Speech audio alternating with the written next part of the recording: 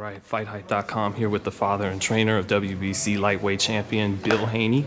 Bill, what's going on, man? How has Miami been in this week heading up to Saturday? It's been good, man. It's been good, Dev. This is the best Dev has looked at 135. I'm really happy, and you know what I mean. I'm proud of him. You know, he put his nose to the ground, you know, and just he did it the right way, and here we are. What was that like when you guys landed in Miami and you went to the historic 5th Street gym where Muhammad Ali used to train at? What was that like? We spent a lot of time here in Miami training and stuff like that, so it wasn't Devin's first time at the 5th Street gym. I think he's went to the previous location as well. So it was just, you know, it's always good to come to Miami and get a chance to work and, you know, get some of this energy, some of this tropical weather and stuff like that. So we had an amazing time this last, I think, last week before coming to quarantine. So yeah, everything worked out good. Did you get any vibe from that, from, you know, taking your son to that same gym Ali was at, looking at the photos on the wall? I mean, Devin always, you know, every time he comes to Miami, you know, as time has went on, he's always said he wants to get a house here and stuff like that. So, you know, they turn the lights out on us. No telling, yeah. But talking about feeling the energy down in Miami, you know, we all know they have a big Cuban population. Have you guys been feeling the love down in Miami? Oh man, listen, we always get love from the Cuban people, man. One of our coaches, we call him Coach Poppy, but Jorge, he's from Cuba, and he's out of that same La Finca boxing program, and he's familiar with Gamboa and Gamboa's team. So, you know, we always get love from the Cuban people. Now, you've said, to quote you, throughout the lead up to this fight, you expect a hellacious ass whooping for Yuriorkis Gamboa. Do you think it comes in fewer rounds than Crawford and Davis were able to do? I expect a ass whooping in a more impressive fashion than them, of course, with Devin's athletic ability and his reach and you know, his mobility in general. I mean, you know, I expect an overall better performance. Now, I know, of course, I'm talking to the trainer, so I want to ask you, you know, when Gamboa, he opens up, even you know, 10, 15 years ago, he opens up in combination and he leaves himself open. Do you think that makes him susceptible to some really devastating counter shots from Devin when he opens them up? I mean, Gamboa always will present a problem to fighters. He's a veteran. He has a lot of experience in world-class fights against world-class competition.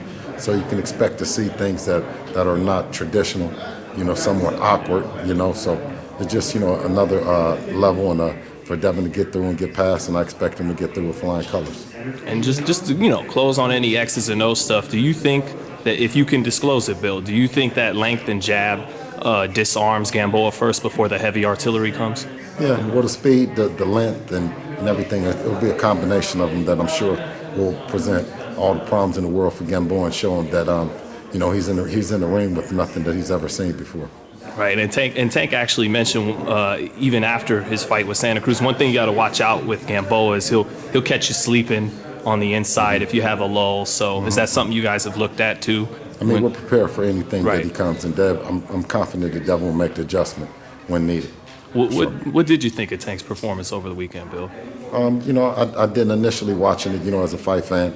You know, I mean, I had different comments as being a fan, but, you know, as stepping back and just watching it again as a coach and someone that, you know, would maybe potentially be preparing a fighter for him, you know, I think that it was an excellent performance, you know, and, you know, it was definitely Santa Cruz as a smaller fighter, so, you know, I think that, you know, some of the things that he was able to do to Santa Cruz, he wouldn't be able to do to a fighter like Devin, but, you know, our business is to handle on Saturday. You know, our task is to handle our business on Saturday, and that's our main objective right now, and that's all we're pretty much thinking about.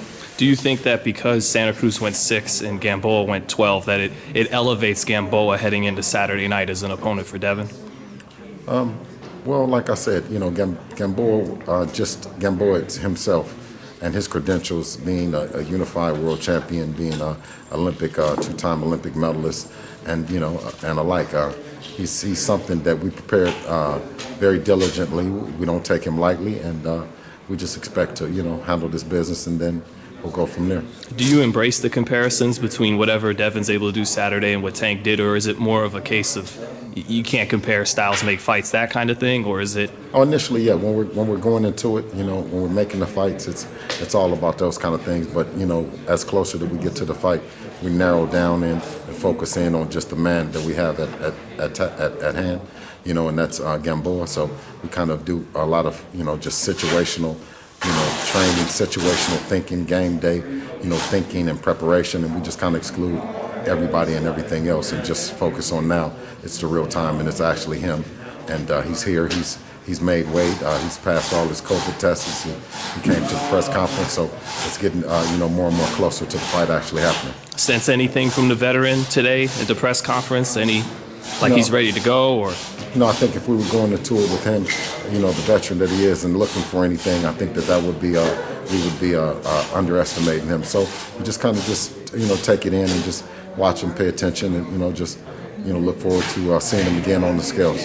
And lastly, Bill, been so much talk about the world title and everybody in the division. Do you feel like this could be a part one to setting up a big fight between Devin and Ryan Garcia? Being that Ryan, if he could win a tough fight, he would become Devin's mandatory. So, well, actually, the lightweight division, like I said, is hot with a bunch of talent and potential fights. But for us, just right now, as close as it is to the fight, we're 100% focused on him. And then, after Saturday night, I'll be more than happy to talk to you. Looking forward to talking to you after the fight, Bill. Thank you so much. Good luck Saturday night. Anything else you want to say, brother? No, thank you, bro. Just, Saturday night, tune in, DAZN. Thank you, Bill. All right.